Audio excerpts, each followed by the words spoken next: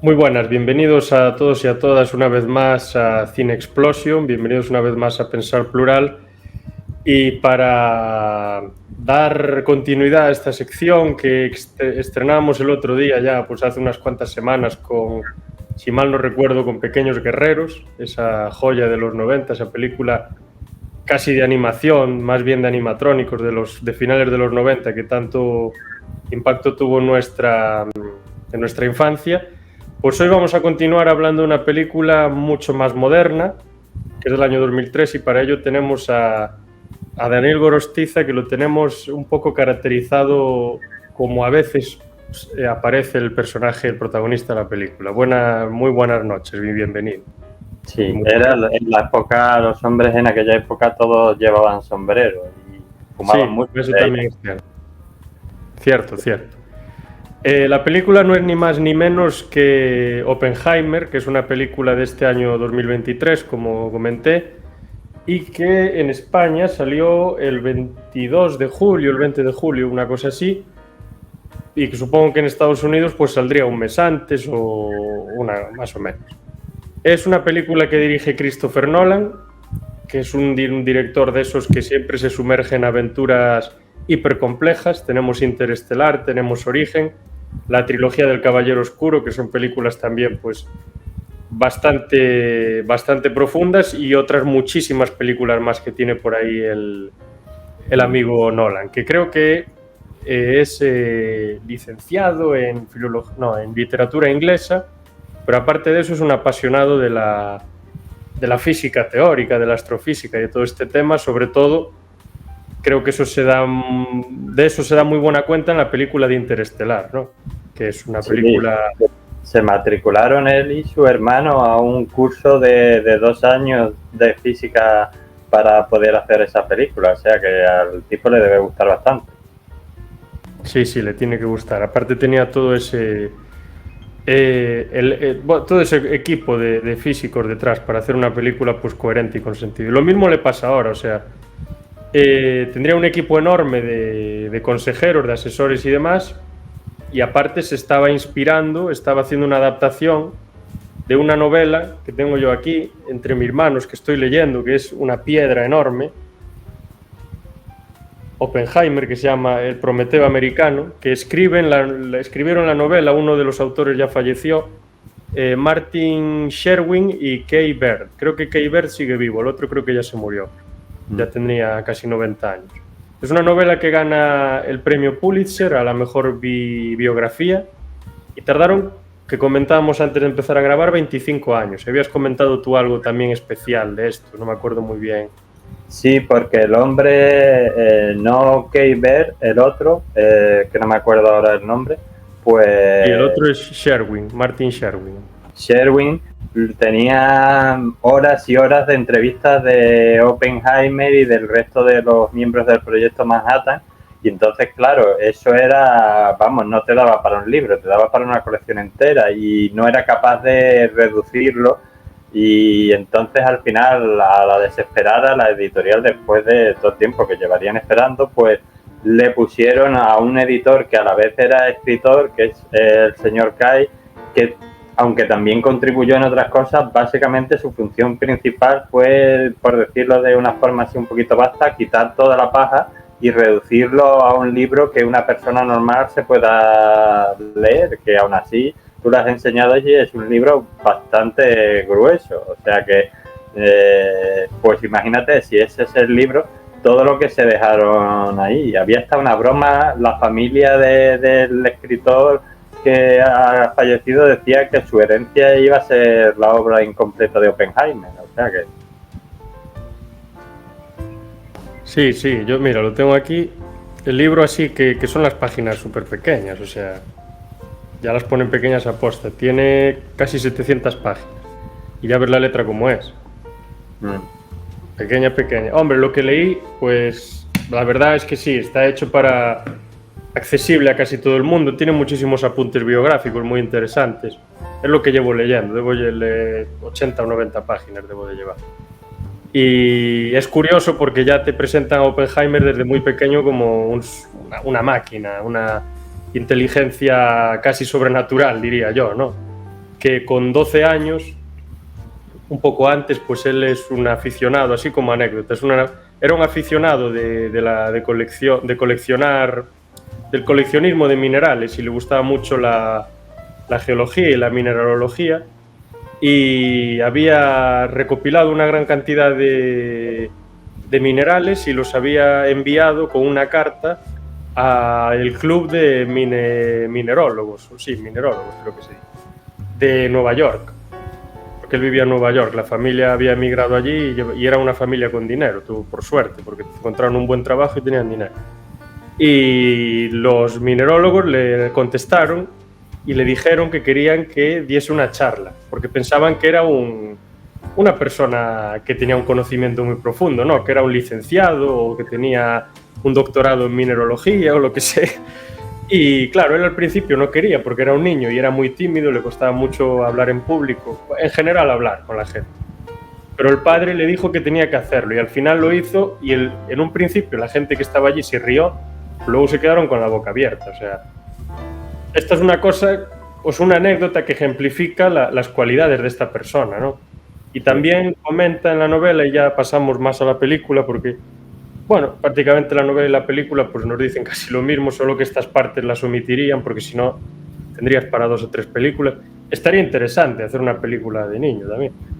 También comenta que desde pequeño pues los padres siempre lo intentaron motivar para que estudiase de todo, para que estudiase un montón de idiomas, para que estudiase toda la literatura posible, todas las ciencias posibles, todas las disciplinas que hubiese, para que se empapase de todo. Y era lo que tenía el padre en la cabeza, que él decía que tiene que saber de todo, que hay que meterle de todo y que explote el potencial lo máximo posible. Que bueno, él siempre estuvo muy agradecido a los padres. Y ya entrando más en la película, bueno, decíamos, está basada en esta novela, El Prometeo americano, y aparte de que Christopher Nolan es el director, también es el productor, y de que cuenta con un presupuesto de $100 millones y de que dura 3 horas, cuenta con un elenco bastante llamativo, ¿no? Bastante importante. El protagonista es Cillian Murphy, bueno, que poco hay que decir de él, es una persona, un actor camaleónico, lo metes donde quieras meterlo y hace lo que sea, y lo hace bien. Hasta incluso creo que una de sus primeras películas hacía de mujer, y no se nota que era hombre. Sí. Tenemos a Robert Downey Jr., que, bueno, no lo hace nada mal nunca, es un actor muy bueno. Lleva alzas, pero es un actor muy bueno. Emily Blunt, que creo que es la que hace de su mujer, de la mujer de Oppenheimer. Tenemos a Jack Quaid, a Matt Damon, que hace de ese general, a Gary Oldman, haciendo de Truman Capote, y Jason Clarke también, que hace de uno de los inquisidores, por así decirlo, ¿no? Del presidente Truman. Has dicho Truman Capote y no tiene sí, nada. Perdón, sí. Ay, madre mía, del presidente Truman, perdón. Bueno, no era muy diferente. Sí, y yo añadiría que es una muy buena actriz británica la que hace de su amante, que es Florence Pugh, que también está bastante bien. Sí, y bueno, a ver, vamos a entrar un poco de qué va esta película. Te voy a dejar a ti, que yo ya llevo hablando muchísimo. Voy a dejarte a ti que hables un rato, que si no solo hablo yo. Bueno, así, ¿en qué se centra más la película? ¿En qué? Básicamente es la película de Oppenheimer. Parece ser que el señor Caribe está llamando a tierra. Sí, ahora entra, ahora le doy permiso.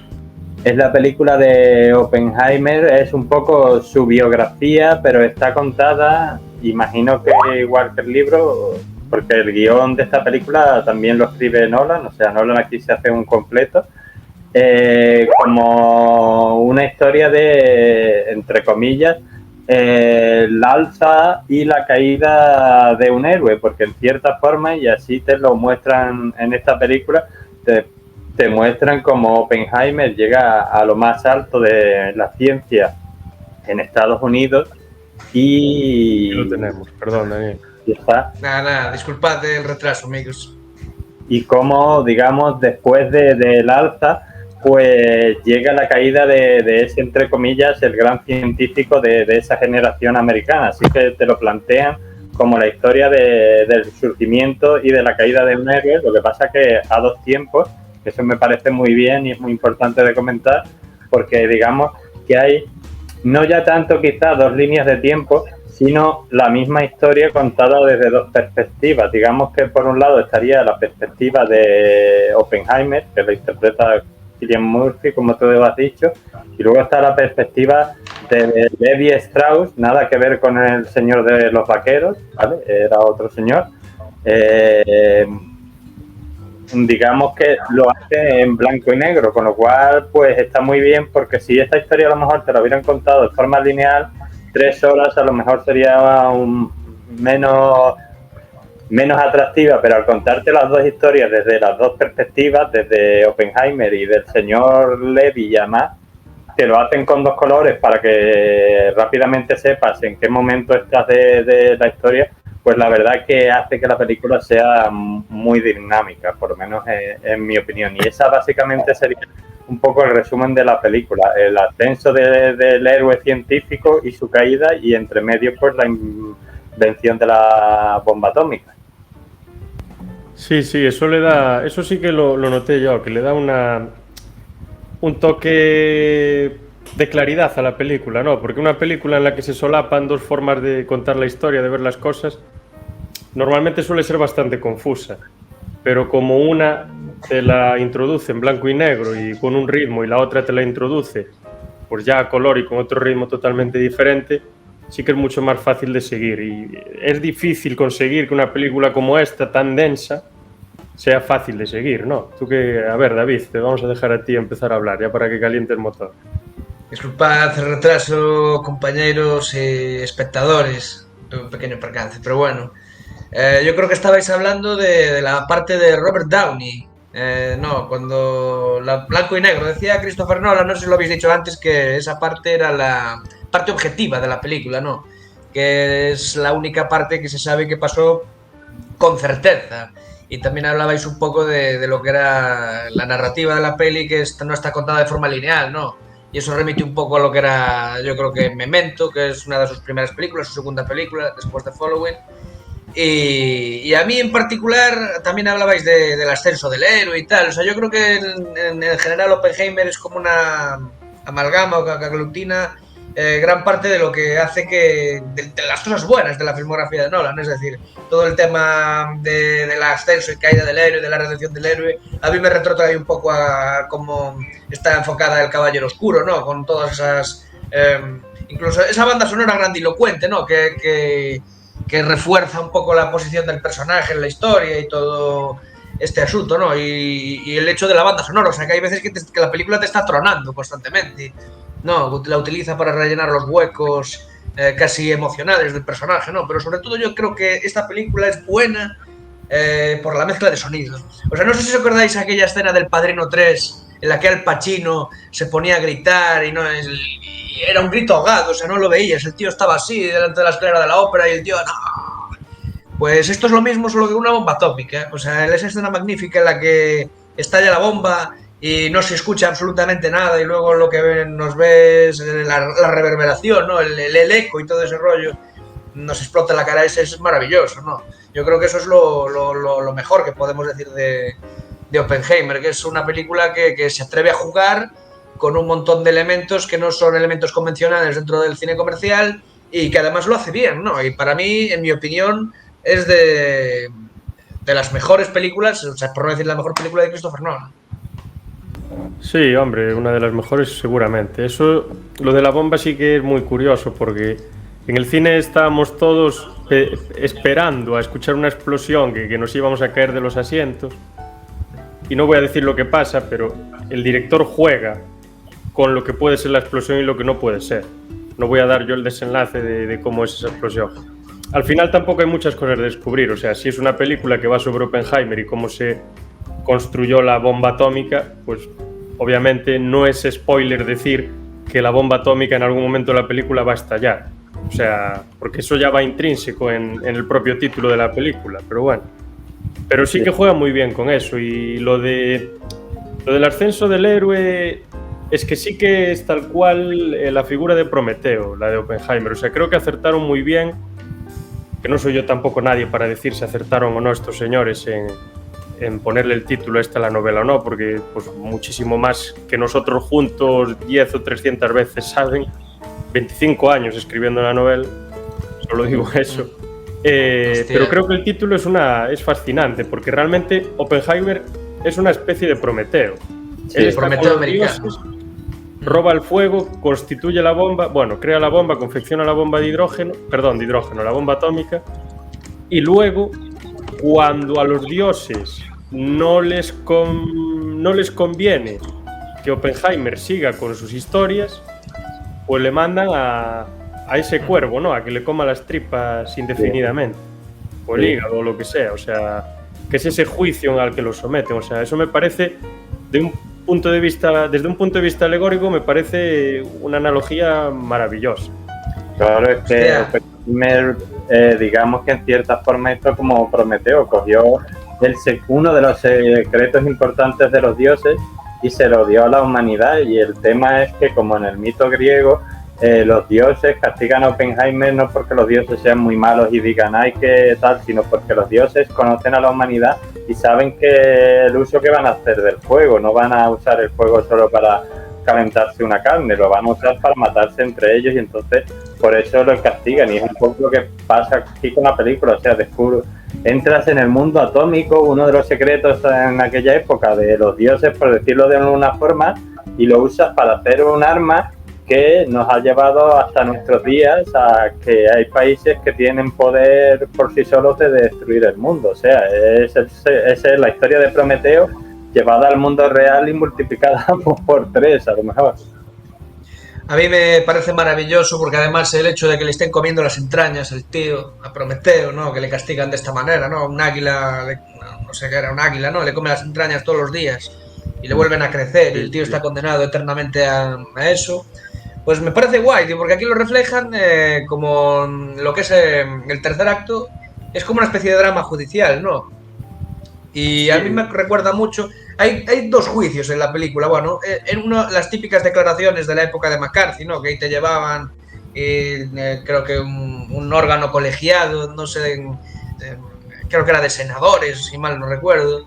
Te interrogaban y tal, pero era como un juicio público. Y luego está la parte con el abogado y tal. Sí, y me recordó un poco a Senderos de Gloria. Tiene un poco ese aire de película de drama judicial retro, ¿no? También un poco a la parte esta del Padrino 2, que también pasaba algo parecido. Hablábamos antes del Padrino 3.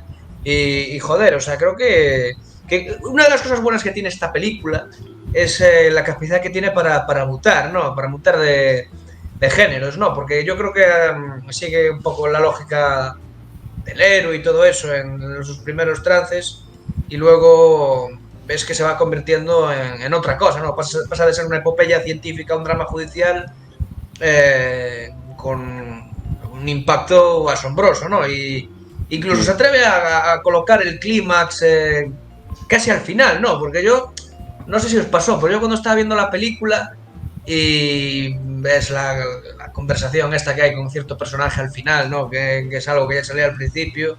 Creo que es de una intensidad absolutamente pasmosa, ¿no? Y es una conversación que te deja ahí enclavado al asiento, ¿no? Y con una fuerza musical ahí súper potente. Sí. O sea, creo que la película es buena precisamente por cosas como esta, ¿no? Y en especial el último tercio que habíamos hablado, que concluye con esa maravillosa escena que me parece absolutamente bestial. Es muy interesante esa escena, si es la que pienso yo, con el señor de bigote blanco. Sí, exactamente. No la quiero revelar porque la verdad es que merece la pena toda la película solo por esta escena, porque es una reflexión que creo que todavía es una analogía buena. Sí, es una buena analogía la que hace. Realmente la creación de esas armas lleva lo que lleva, ¿no? Sí. No sé si os suena la llamada teoría MAD, que es la de la persuasión atómica, ¿no? Yo tengo una bomba nuclear, yo sé que si yo la tiro, tú mañana me tiras otra a mí. Entonces es como una autodestrucción, o sea, una destrucción recíproca. Si yo te tiro a ti una bomba, es la disuasión, sí, el mecanismo de disuasión. Eso es lo que en teoría trae la paz, pero a la vez no la trae, porque estás en una situación de tensión constante, porque cualquier día se le va la pinza al Biden y tira una cabeza nuclear en Moscú, o se le va la pinza a Putin y tira una cabeza nuclear en Washington, o donde sea. Es así, es verdad. Yo quería comentar sobre un poco dos cosas. La intriga de esa pequeña conversación del final, que es parte fundamental de la película. ¿Qué es lo que pasa? Esta película es una película, no es un documental, pero sí que muchas de las cosas que se cuentan, o sea, está dramatizado, pero pasaron. Por ejemplo, la conversación esa con Truman, donde le llama básicamente llorica, eso es así, se lo dijo, y además dijo, no me vuelvan a traer nunca más a este llorón.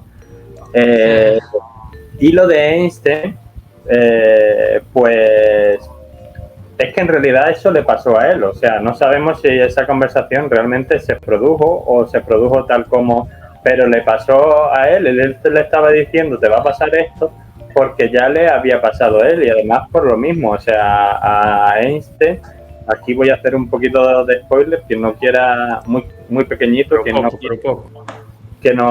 escuche.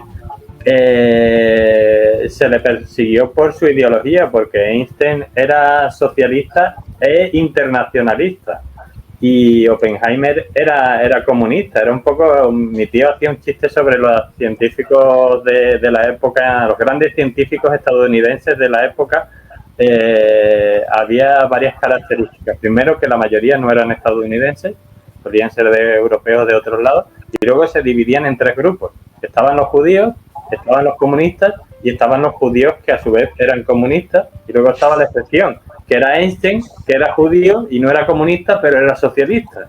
Entonces era un poco el tema, que al principio no nos importa tu ideología porque estamos aquí para ganarles a los nazis, pero después te montamos un juicio, como ha comentado David, que además lo peor de todo es que no es un juicio, porque no había un juez, ni un jurado, ni un tal, sino te llevamos... Una comisión, ¿no? Una cosa así. Sí, una comisión para ver si le renovaban o no, digamos, su carné de formar parte de la Asociación Atómica Americana, que era un instituto público que sigue existiendo, ¿no?, para el control de la energía atómica y tal y cual. O sea, el tío iba como si te van a renovar un carnet para una cosa pública, y ahora de repente te montan un juicio paralelo, porque creo que lo dije en un momento de Levi Strauss, no vamos a montarlo un juicio porque a lo mejor el tío gana.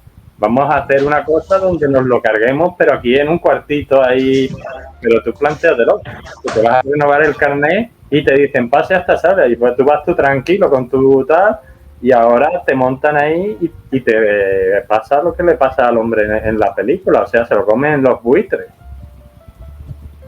Y no solo los buitres, sino los remordimientos también. O sea, la escena mítica está tan polémica, donde se le ve echando un casquete ahí tal. O sea, dicen que es muy gratuita. Yo no sé qué pensáis vosotros.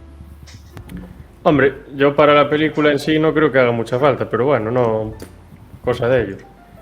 Yo creo que lo que trataba de reflejar era la vergüenza que podía llegar a sentir en ese momento. Sí, eso sí. Era el hecho, lo ponen desnudo ahí en tal, o sea, es a nivel psicológico. Sí, eso sí. Es muy curioso lo del tema del comunismo, porque en un principio pues a los americanos les daba bastante igual la ideología.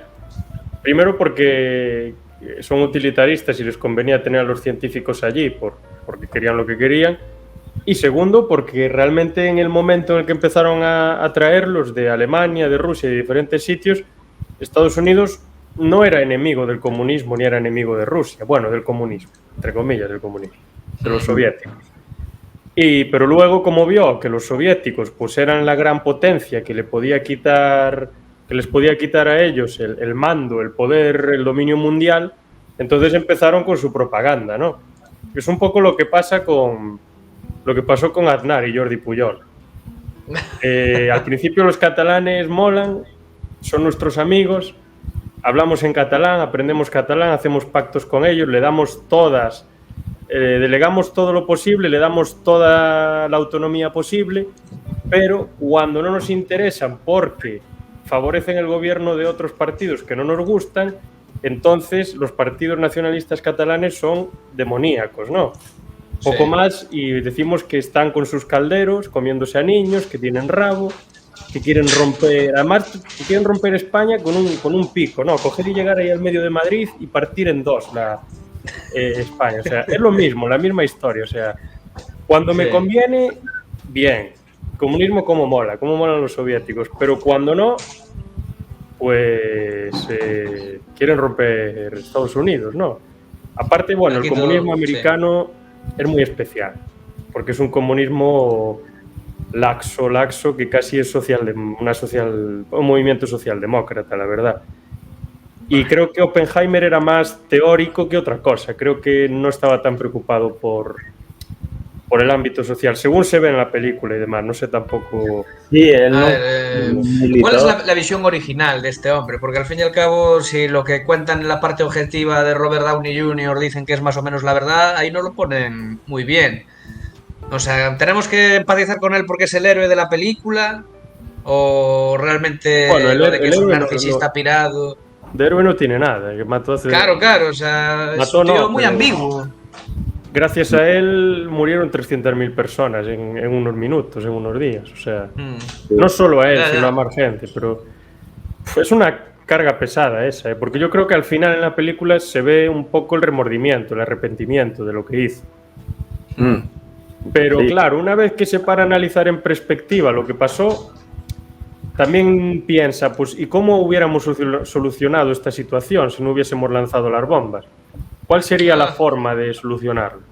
No sé quién me comentaba también que, por ejemplo, un ataque aéreo con disparando y todo este tema, que mataría muchísima más gente que el tema de las bombas nucleares. Entonces, pues... Sí, no pero las bombas nucleares, el daño...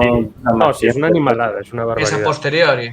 Pero es bueno, la lluvia radiactiva y todo eso. Claro, aquí es que hay dos temas, creo yo. Por primer lugar, por un lado está que él no tiene remordimiento ninguno, ni le importa lo que se van a hacer con las bombas, porque él solo quiere llevar a la práctica lo que él ya está sacando en teoría. O sea, le importa la ciencia sin límite ético ninguno. Volvemos aquí un poco a Frankenstein. Y una vez que él ha visto lo que es capaz de hacerse con la ciencia sin límite, pues es cuando le entra el remordimiento, soy el destructor de mundos y vamos a dejar esto de la bomba atómica y vamos a hacernos amigos de los rusos. Eso por un lado. Y por otro lado, aunque se cuenta muy deprisa en la película, porque no es su historia, habría que hablar del señor Heisinger y el misterio de hasta hoy, de cómo los alemanes, y lo dicen en la película, nos llevan 2 años de adelanto, no fueron capaces de desarrollar la bomba atómica. Y hay una duda que no sale en la película porque, repito, no es su historia,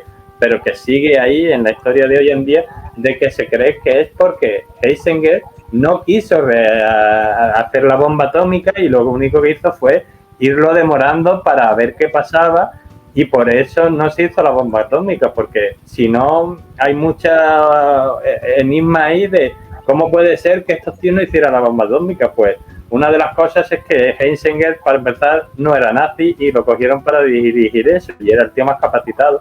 Y posiblemente, yo no digo, pero es una de las tesis que se plantean, de que él dijo, ostras, pero es que si llegamos a esto y los nazis lo usan, aquí se lía y se acaba todo. Y sin embargo, nuestro héroe Oppenheimer no tiene ningún problema. Él quiere saber si, aun cuando le dice el personaje de Matt Damon que eso es verdad, que eso pasó, dice, me estás diciendo que hay una posibilidad teórica de que incendiemos toda la atmósfera porque haya una reacción en cadena cuando tiremos la bomba. Y dice, sí, pero la posibilidad es mínima, ¿cuál es el problema? Y dice el otro, ¿cómo que cuál es el problema?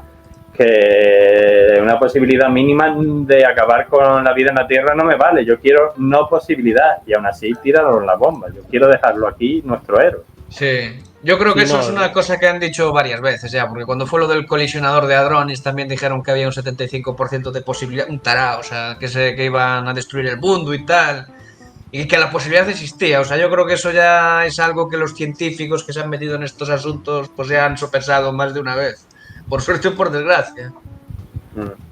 La posibilidad existía de destruir el mundo, eso es importante en la película. Y Einstein tiene una anécdota, una frase muy curiosa, que hablando de la bomba nuclear, decía que si los alemanes desarrollaban la bomba nuclear, los americanos iban a decir que él era alemán pero si los americanos desarrollaban la bomba nuclear, los alemanes iban a decir que él era americano y los austríacos o algo así iban a decir que él era judío, una cosa así. No, los suizos, Sí, algo perdón, así. que él estuvo en Suiza viviendo. Son sesgos cognitivos, O sea, ¿no? Al final... sí, o sea, depende cómo me convenga, pues para un lado o para el otro. Claro, para ganar el relato y toda esa puta mierda, Sí, tío. O yo sea, así es como realmente- funciona el mundo, por Sí, desgracia. efectivamente. Yo realmente no lo veo como un héroe, Oppenheimer, pero ni de lejos. No, No, pero no. es un tío interesante, o sea, Es merece un una tío peli. interesantísimo, con también Lord Hitler, o sea, las cosas como Claro, son. exactamente. Y tiene muchas pelis, Adolf. El tío Adolf Sí. tiene muchas pelis. Hijo de puta. Pero Dato sí que se ve más. en la película ese cambio de perspectiva, ¿no? Y como que está como evitando que se desarrolle la bomba de hidrógeno. Mm. Porque eso dice que va a ser la hecatombe, o sea, que va a llevar pues, a una situación insostenible, la verdad. Sí, a ver, yo tampoco lo veo como un héroe porque, bueno, ya lo he dicho, o sea, al tío no le importan las consecuencias, solo quiere ver si su descubrimiento es verdad o no. Pero sí es verdad, y hay que decírselo, que cuando él ve esto, no sé si lo redimirá o no, no soy yo quien para jugarlo, cuando él ve los efectos de su arma, es un poco como cuando Víctor Frankenstein se encuentra con su monstruo y dice, ¿qué he hecho? Pues esto es lo mismo, se encuentra con su monstruo y dice, Dios, ¿qué he hecho?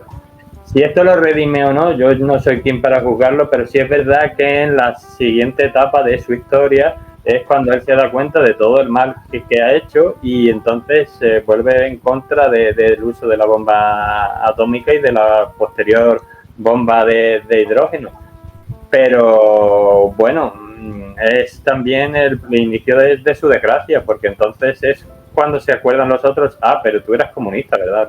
Ven aquí que vamos a hablar porque ese es el tema, o sea, mientras vosotros trabajáis para mí, no hay problema, que tú eres, no lo digas muy alto, pero en el momento que tú dices y te vas en contra del poder, pues aquí está el dossier, venga, tú que eras comunista, primera página, venga, fuera. Totalmente. Sí, efectivamente. Es como montan todo el tema. Pero sí, tampoco creo que Nolan lo quiera hacer ver como un héroe. Hay una escena muy, muy interesante también, muy, muy impactante, que es cuando están celebrando el lanzamiento de la bomba y él está en Sí. esa especie de pabellón o en un campo de baloncesto, no sé lo que es, y está toda la gente ahí de holgorio, toda contenta, saltando, tal, y de repente, ¿qué es lo que empieza a ver? Por esa culpa que tiene encima, porque es que son 300.000 personas las que tiene encima.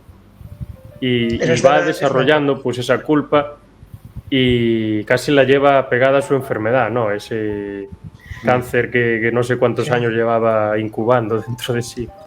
Por fumar muchos pitis, tío. Pero esa escena en particular, yo creo que es la escena mejor editada desde un punto de vista de montaje y desde un punto de vista sonoro de toda la peli. O sea, porque es que esa escena no solo marca el final del segundo acto y el principio del tercero, no es como esa escena crepuscular, sino que, joder, o sea, realmente vemos como todo el público está en silencio, solo se escucha al tío hablar, e incluso también los soniditos, ¿no? Que de las cosas que toca, que hay a su alrededor, pero no se escucha a la gente.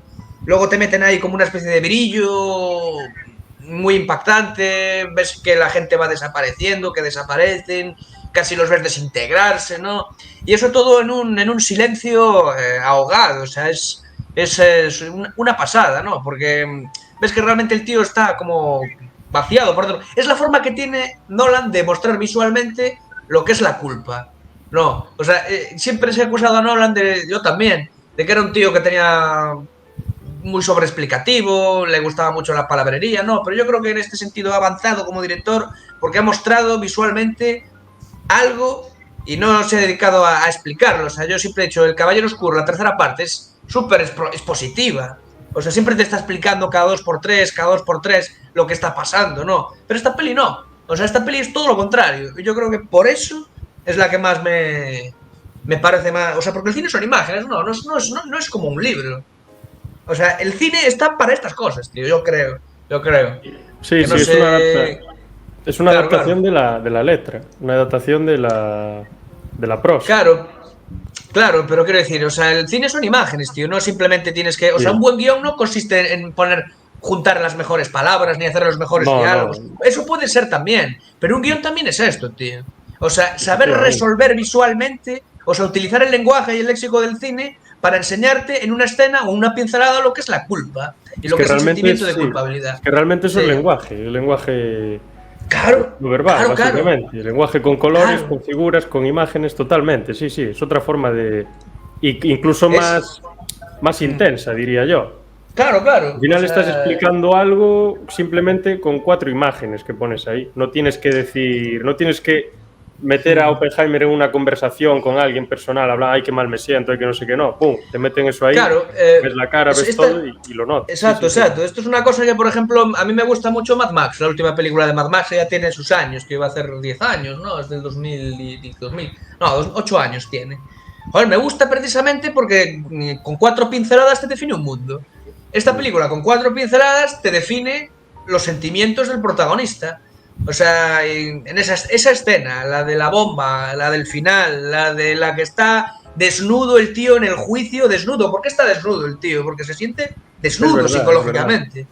Claro, es ese puto rollo de que dices, Nolan, le has dado, tío. O sea, te has metido en la psique de este cabrón. Lo has hecho, tío. Has dejado de ser un tío que le daba la palabrería y has dejado de hacer paranoias raras. Bajo mi humilde opinión, no, porque a mí Tenet me parece una paja mental durísima. Esta película es todo lo contrario. O sea, esta película es una película que puede entender todo el mundo. Es una película que es un biopic, pero es uno de los biopics, para mí, mejor editados, mejor montados, mejor escritos que se han hecho nunca. O sea, lo voy a decir así. Es una paja mental, pero bien hecha. Sí. Claro, No exactamente. deja de ser una paja mental, pero accesible y bien hecha. Sí, sí, sí, Es totalmente. accesible, o sea, yo de hecho es que recoge lo mejor de toda la filmografía, o sea, recoge la narrativa fragmentada de Memento y le cambia, pues eso, el tempo temporal, valga la redundancia, ¿no? Tiene esa primera parte que es como el Caballero Oscuro, tiene ese rollo casi de fetiche científico que tenía Tenet o Interstellar, tiene el rollo emocional, valga la redundancia, de Interstellar. O sea, es que me parece súper imponente, ¿no? Y además es que tiene unas interpretaciones, porque no sé si habéis hablado del reparto que tiene esta peli. Sí, Pues al es que principio cada 2 por comentamos 3 algo, es una pasada, sí, sí. cada 2 por 3 te encuentras a un actor de los míticos. O sea, te encuentras a Kenneth Branagh, a Casey Affleck, a Matt Damon, o a Cillian Murphy, que es el protagonista, a... Joder, Tienes a Downey Jr. también. Sí, iba a decir Jason Rebecca Clark. Ferguson, no, hombre, no. ¿Cómo se llama Emily Blunt. exacto. Y joder, o sea, es que es una pasada, tío. Una absoluta Sí. pasada. Aparte, Emily Blunt. el tema de la ciencia sí que lo toca mucho y se habla mucho de ciencia, pero creo que no se vuelve tan espesa como en Interestelar, por ejemplo. Creo Claro, que claro, lo hace de porque una es que manera no es- mucho más accesible, porque Interestelar tienes que estar muy atento para saber de qué va la película. Si estás un poco despistado no te enteras de nada, pero de nada. Sí, Y pero en esta Interestelar yo creo... puedes, Sí. en esta puedes despistarte de vez en cuando, pero en Interestelar Sí. no puedes, ni un minuto. Pero claro, yo creo que Interstellar también funciona a nivel emocional. Por ejemplo, Tenet no funciona a nivel emocional. Tenet es una película que es todo como esta especie de pseudociencia, ultra física, de que para mí me resulta incomprensible.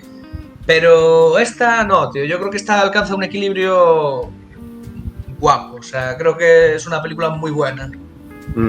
Y yo creo que en parte también es importante en eso lo que hemos comentado antes, creo que David lo dijo al principio, de que te cuentan 2 historias, la objetiva y la subjetiva. Entonces, en la subjetiva realmente nosotros lo estamos viendo todo desde el punto de vista de Oppenheimer. O sea, si Oppenheimer se siente desnudo, nosotros lo vemos. Si él tiene un ataque de ansiedad, pues nosotros vemos como él siente que el mundo vibra. O sea, realmente en la parte de color, digamos, de la peli, nosotros, el público, en cierta forma, estamos sintiendo y viendo lo que el protagonista está sintiendo, esa excitación, esa culpa después, toda esa historia. Entonces, ahí creo que eso le da mucha vida a la película, porque cuando tú tienes un ataque de ansiedad no está tu cerebro explicándote nada, simplemente lo sientes y ya está. Y creo que esa es parte de la magia de la película. Sí, totalmente. ¿Sabe? Cuando hablabas, David, de las imágenes, de todo este tema, del lenguaje de las imágenes, de las secuencias y de todo esto, me vino a la cabeza una de las series, o dos de las series que mejor explotan eso, que es Breaking Bad y Better Call Saul. Exacto. Sí. Tú únicamente con ver la ropa de los personajes y ver el color del entorno, tienes ya la sensación de lo que va a pasar. Bueno, pasa en el Giallo también, ¿no? El Giallo utiliza mucho esos cambios de color y todo esto. Pero ese ejemplo que has puesto tú es cojonudo, ¿no? Porque tanto Better Call Saul, yo creo que más especialmente Better Call Saul que sí, Breaking sobre Bad, todo en la última temporada, que también esa tonalidad sepia, blanco y negro. Sí, exactamente. Y tienen como unos prólogos, ¿no? Antes de que salte el título principal, donde un poco te van resumiendo el capítulo, ¿no? A través de como una especie de metáfora visual.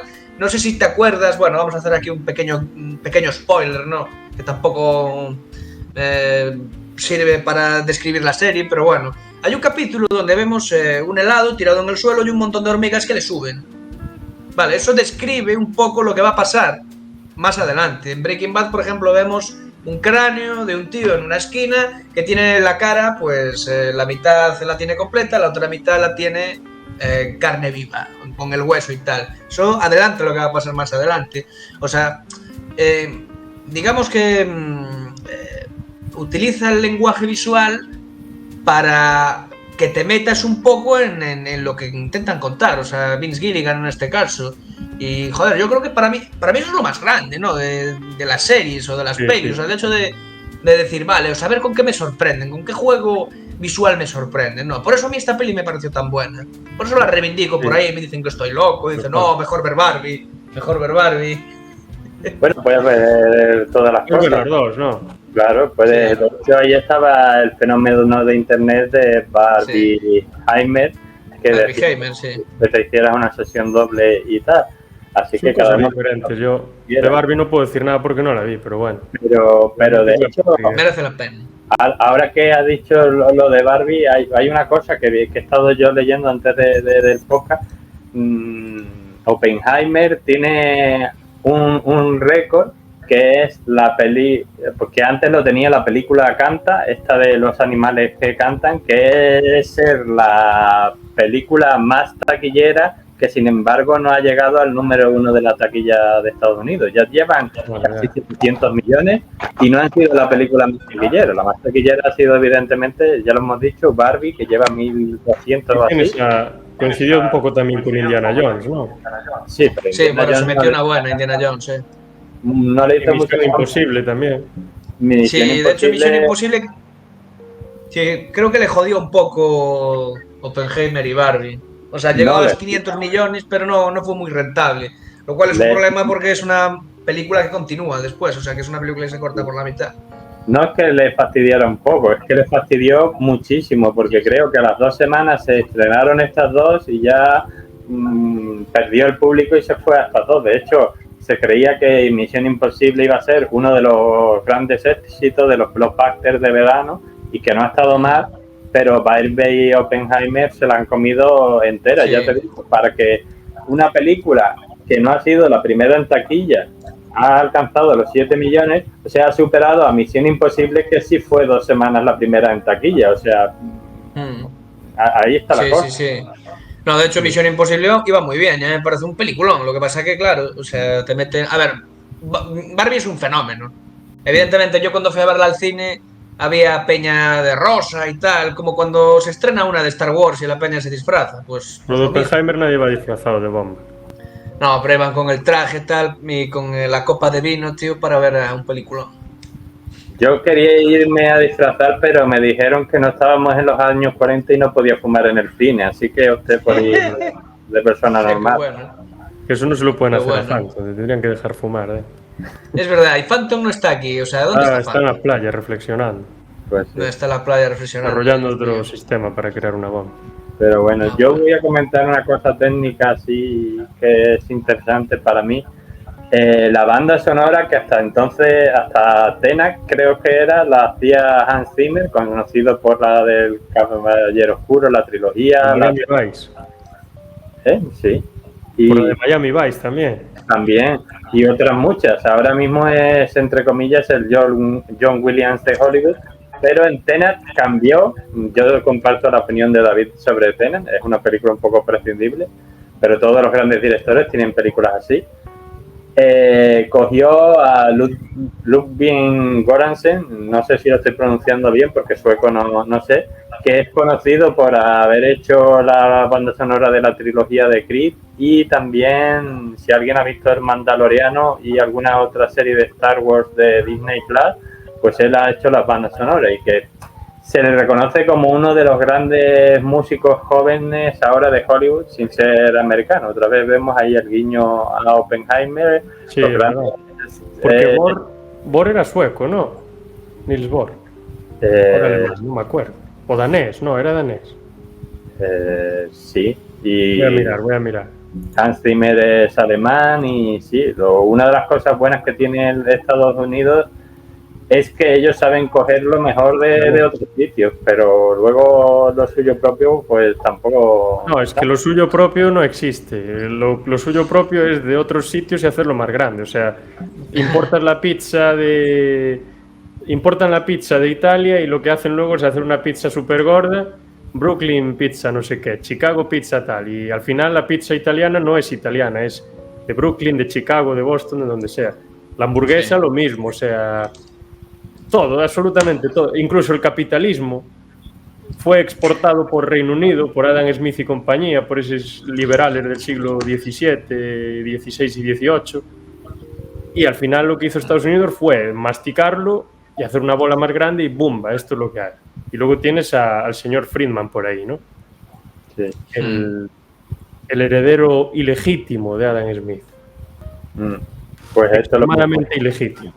Los grandes científicos de la ciencia europea, que Europa por el momento en el que estaba pues no los abrazaba, sino los rechazaba, pues vinieron y levantaron Estados Unidos, y Estados Unidos es lo que es gracias a la ciencia europea, en cierta manera, de aquella época, a esos judíos y comunistas que vinieron de allí. No en vano, ahora yo lo voy a llevar a mi territorio, lo siento mucho. El planeta Krypton de Superman, y el mismo personaje de Superman es... No, esto no lo digo que me lo estoy inventando, esto lo dijo el creador de Superman, Jerry Schuster y Joe Siegel. El planeta Krypton es Europa, y su destrucción lleva aquí a Superman y en el mundo real los grandes científicos europeos. O sea, el planeta Krypton es la gran civilización del pasado que superó en cierto sentido a las de alrededor, que implosiona, que se destruye a sí misma, el nazismo y todo el fascismo y todas estas cosas, y sus refugiados llegan a América y se convierten en los superhombres americanos en cierta forma. O sea que eso es una cosa que está hasta dentro de la cultura popular americana. Y ya digo, o sea, llegaron al espacio, a la luna, por Von Braun, la bomba atómica por Oppenheimer, y luego la teoría de la relatividad de Einstein. O sea, Y la mafia, ¿quién la inventó en Estados Unidos? Al Capone, tío. Vito Corleone. Cubanos e italianos e irlandeses, o sea... sí. Al final tiene el principio, es que es un país construido a base de la inmigración y de la importación de un poco de todo. Y no es un país... Hombre, tiene su esencia y demás, pero está hecho a partir de la inmigración, básicamente, porque fue conquistado todo ese terreno y se le robó básicamente a los indios que vivían allí por parte de británicos, alemanes, españoles y holandeses, y eso fue hace relativamente poco, hace ¿cuántos? 600 años, 700 como muchísimo, no, ni eso, 600. Relativamente, tío. 600 años en términos de civilización 14 generaciones. no es nada, o sea, es ayer. Sí. No tienes la misma tradición que aquí en la península, ¿no? Que tienes ya tradición institucionalizada ya de hace siglos y siglos. o en Reino Unido incluso. Que es Aquí así. es todo relativamente nuevo, entonces pues esa esencia no la tiene. Y todo, sobre todo en el siglo XX, creo que fue el siglo en el que trajeron todo de todos lados, masificaron el país y se convirtieron en el torpedo que son hoy en día, porque aunque muchos crean que no, sigue siendo un torpedo económico, militar y cultural. Sobre todo cultural, que es lo más curioso, ¿eh?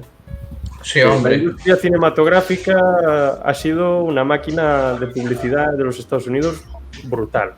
Sí, La pero mejor compañía publicitaria americana, Patriota, brutal. La mejor película para promover que la gente se afilie o se aliste en el ejército, Top Gun. Hostia, pero luego te traía un Apocalypse Now, tío, y te decía, cuidado. Yo creo que ha estado reñido, tío, porque hay un tío que se llama Pedro Ballín que dice que realmente en Estados Unidos siempre ha triunfado el cine de izquierdas, ¿no? ¿Hasta qué punto? Yo creo que más o menos, ¿eh? Porque yo creo que el macartismo tenía en su cabeza sesgar completamente a los comunistas, a los socialistas, a todas estas personas que se oponían bueno, pues a lo que se podía considerar la tradición liberal americana o lo que sea. Y joder, realmente si miramos atrás en la historia, vemos como hay gente como Chaplin o el tío este Trumbo, Dalton Trumbo, el tío que escribió Espartaco, ¿no? Que escribieron en la sombra durante el macartismo y todo eso. Y claro, joder, o sea, propaganda sí, pero yo creo que tiene su doblez también, o sea, Sí, claro. de Estados claro, Unidos han salido tíos. Además, a ver, yo qué sé, tiene una parte que es la maquinaria de Hollywood que hace sus cosas, pero yo qué sé, también es un país donde realmente tú puedes salir adelante en el cine. O sea, quiero decir, hay más facilidades de hacer películas en Estados Unidos que en cualquier sitio de Europa. efectivamente. O sea, Sí, que al final sí, han totalmente. salido gente que, madre mía, o sea, que tiene, yo qué sé, incluso Sí, Hollywood. No, Bueno, tienes, el ejemplo claro es John Carpenter. John Carpenter, y eso que en Estados Unidos lo odiaban, ¿eh? Que el tío en Europa es cuando se sacaba la chorra y A decía, Woody "Oh, yo Allen, soy un autor". Woody Allen tampoco gustaba mucho porque bueno, le daba bastante vueltas a las cosas, pero sí, hombre, yo me refería en general, que es una forma de dar publicidad a un sistema, pues un sistema de consumo, de forma de vivir y demás, pero pues al ser tan grande y al tener tantos estudios y tanta producción, pues tienes de todo, obviamente. sí. Tienes a John Carpenter, tienes a Cronenberg, que es un tío que tiene unos mensajes súper hipersexualizados, tocando el psicoanálisis constantemente. Tienes a Scorsese, Sí, sí. que al final casi todas sus películas están criticando el sueño americano, ¿no? Si te fijas, por ejemplo, en Goodfellas, tienes esa subida del sueño americano de la libertad, que hay que hacer todo lo posible para llegar a la cumbre. Si hay que matar, se mata, si hay que asesinar, se mata, lo que sea. Y luego vemos como, ¡boom!, se cae en picado, que ese sueño, esa cumbre a la que se llega siguiendo ese sueño americano, que es efímera, que es de paja, es de arena, no existe de verdad, o sea, Sí, está... gran no parte, tiene cimiento. sí. Es una crítica. gran parte- ¿viste? Gran parte de las pelis que han salido del sistema de estudios norteamericano, Hollywood y tal, y me refiero a películas como Alien, como Parque Jurásico, como Terminator, como tal. O sea, realmente siempre han puesto a una gran multinacional como la villana del cotarro. O sea que al final, no sé, o sea, hay un sentimiento en Estados Unidos, no sé si será en cierta parte de su inconsciente colectivo, que está ahí en pugna contra sí mismo, contra la autoridad de tal. O sea, yo no sé si esto es algo que les viene, ya haciendo una hipótesis del hecho de que fueron colonia un día y que se rebelaron por las armas contra la autoridad o todo ese rollo, y por eso, bueno, Hombre, te sacan estas... Sí. Son un país muy individualista, es normal que critiquen las corporaciones y todo lo demás. Sí, Que hablan pero que gran parte de sus artistas, y no es el único sitio del mundo que pasa,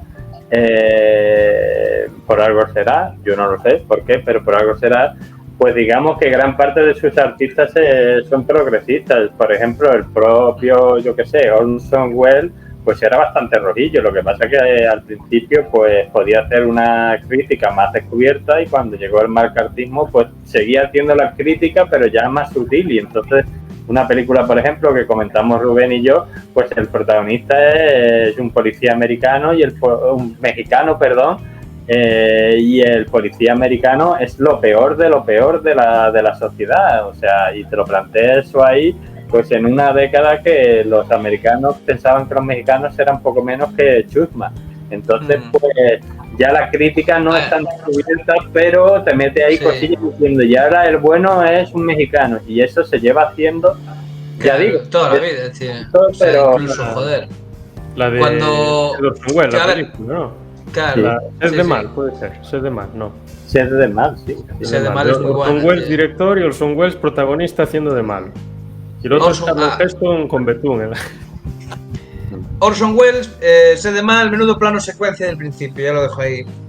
Pero sí, joder, o sea, el tema este de que los mexicanos protagonistas y tal. Joder, a ver, yo creo que Hollywood, la industria Hollywood, incluso la industria de la serie B en Hollywood, siempre ha sido muy consciente del público al que iba dirigida, ¿no?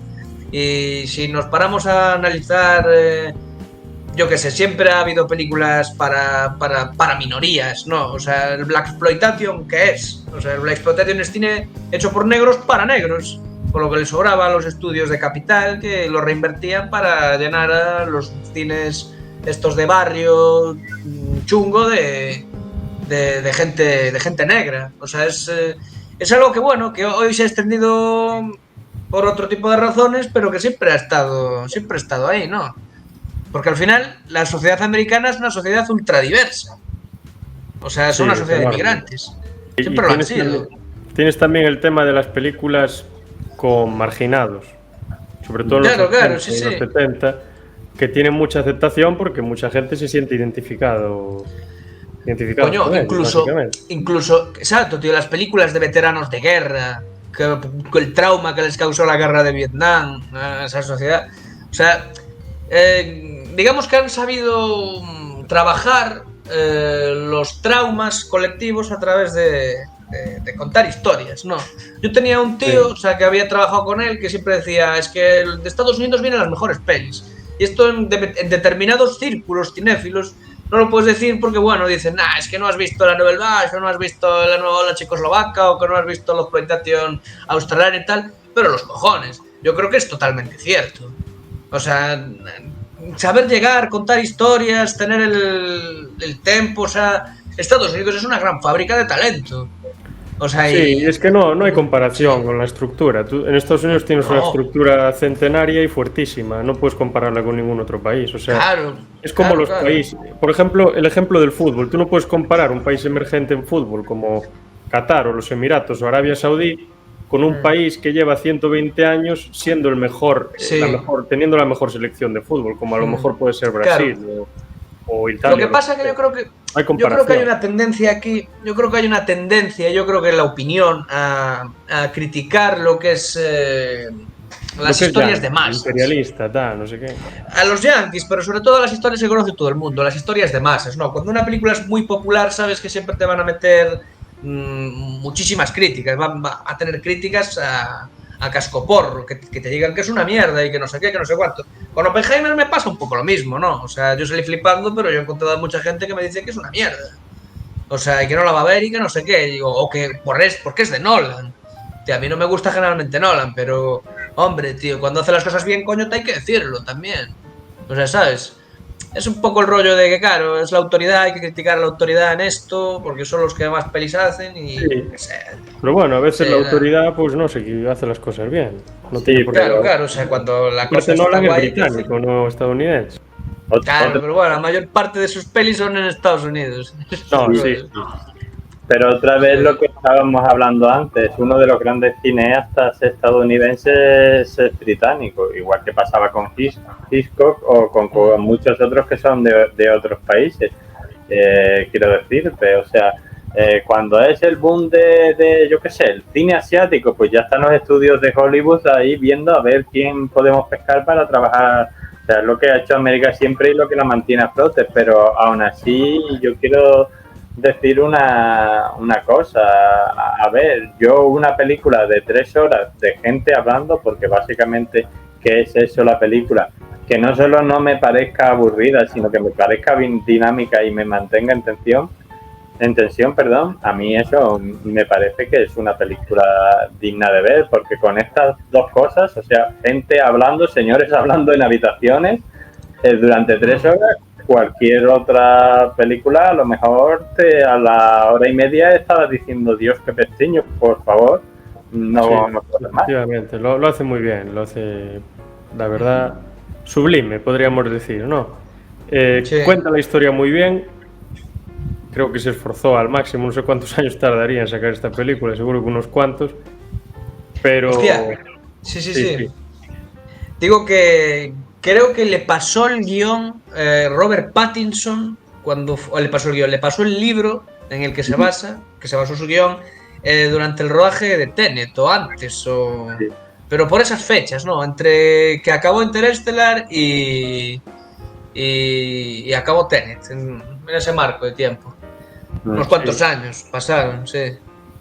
Quizá también al intentar basarla en una novela, igual tiene más base sobre la que apoyarse, igual entonces no hace tanto esas pajas mentales, ¿no? Puede ser, sí, yo creo que también es Puede ser. Tienes más, como quieres ser lo más fiel posible a la novela, o ser algo fiel, pues entonces igual no te metes en esos viajes hasta los confines del universo y ese tipo de cosas. Claro, es que sí, yo en ese sentido pienso, joder, o sea, es que realmente las mejores películas de Nolan, o sea, son las que no escribió él, o sea, las que escribió el hermano, Jonathan Nolan. Pero esta película, curiosamente, está escrita solo por él. O sea, no es... porque claro, aquí... Mira, aquí lo pasa... Caballero Oscuro, guión Jonathan Nolan, con David C. Goyer. David C. Goyer, el magnífico guionista de Batman contra Superman. Aquí, el S. Goyer también, Batman Begins, no es el guión suyo. Que pone, la leyenda renace, o sea, 3/4 de lo mismo. Pero aquí, yo creo que lo hace bastante bien. Yo no sé si es por lo de la novela, pero... No hay mucho... Sí. Hombre, tendrá que elementos para criticar, es una película tan larga normal, pero bueno, está bastante bien. Sí que hay un elemento para criticar. Solo uno. Un error que me acabo de acordar ahora. Cuando están hablando de Marx y de Proudhon, dicen que Proudhon era socialista y Proudhon era anarquista. Y luego en otro momento dicen que Marx criticaba la propiedad privada como un robo, como no sé qué, como no sé cuánto, que había que acabar con ella o algo así, y como que eso que era realmente lo que decía Proudhon, no Marx. Marx decía algo parecido, pero no exactamente eso. Y eso es el único error que yo creo que le vi. Pero claro, a lo mejor si en Estados Unidos hablas de Proudhon, igual la gente es como, ¿este quién es? ¿Quién es Proudhon? Entonces igual dijeron, bueno, pues lo dejamos pasar. Pero nada, tengo un libro ahí, un detalle menor. Igual que un libro, sobre la... ¿Cómo se llama? No, es Cicerón, se me fue la flapa. No me hagáis caso. Cicerón, pues está un poco... Hostia, no, pero tenía un libro de Proudhon, creo que era el Principio Federativo o algo así. Sí. No me acuerdo.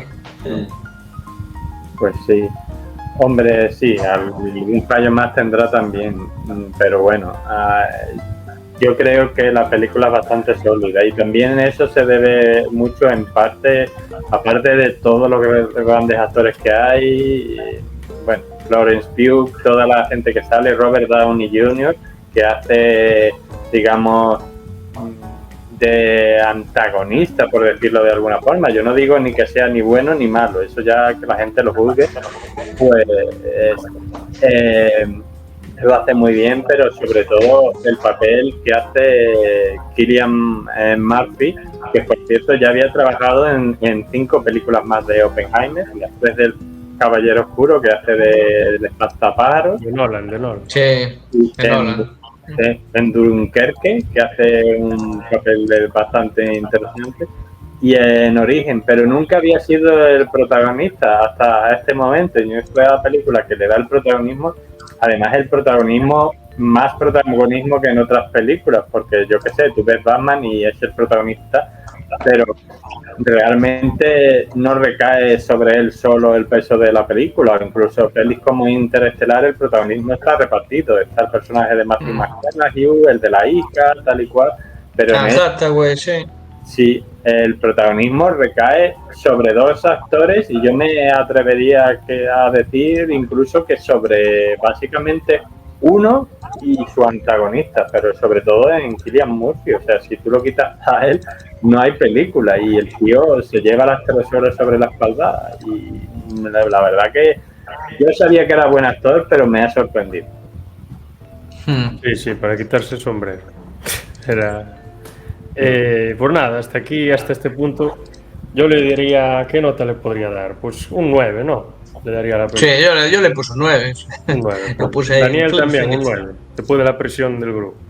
Bueno, realmente le puse un 9,5, pero... Un 9,5. Yo, bueno, queda un 9 con 2 casi de medio. Queda una buena nota. Sí, un 10 solo se lo doy a Halloween y a Goodfellas. El resto no. Pero sí, por todo lo dicho, básicamente. Conclusiones, creo que no hay mucho espacio para hacerlas porque la propia sección de hoy fue una conclusión de 1 hora. Entonces, poco más hay que decir. Así que si alguien no la vio, y creo que en este rato no hacemos demasiado spoiler de cosas que sean importantísimas en la película y que no se sepan de antemano, pues si está entre ver Barbie, Oppenheimer y Misión Imposible, pues primero que vaya a ver Oppenheimer, luego que vaya a ver Misión Imposible y luego que se vaya a ver un partido de fútbol. Ese es el orden. No. Indiana Jones, joder, que merece la pena, tío, que está la pobre que no ha sido rentable.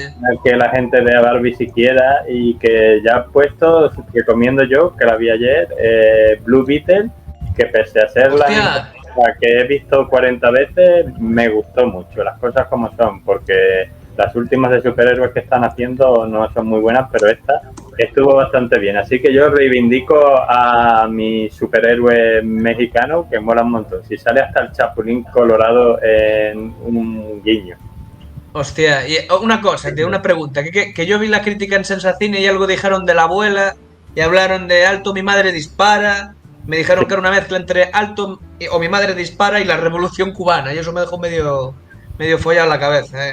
Sí, es que en la peli la familia es un personaje aparte, quiero decirte, es muy importante el personaje de la familia y cuando Blue Beetle se encuentra en un apuro van a rescatarla y la abuela, pues es que no quiero hacer spoiler, es un poco lo que tú has dicho, o sea, es un poco el Che Guevara, si tu abuela fuera el Che Guevara, pues un poco así, o sea, pasa de niño tómate la sopita a que se han llevado a mi nieto, os vais a cagar todos.